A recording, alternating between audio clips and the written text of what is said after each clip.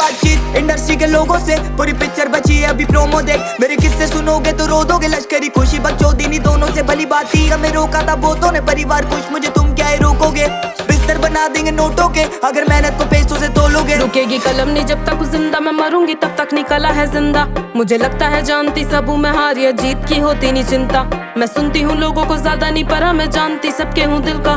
मेरे होते पड़ोसी अमीर जो पैसा या बातें बनाने से मिलता, लो आदत डाल मैं रुकू ये होगा नहीं, सोचा नहीं किसी ने करूंगी सब। पैसों से लाखों का भरूंगी पेट में, मुझे नहीं कमाना भरने को घर। पहले भी बोला है मकसद नहीं है मेरा कमाना पैसा या कमाना फेम।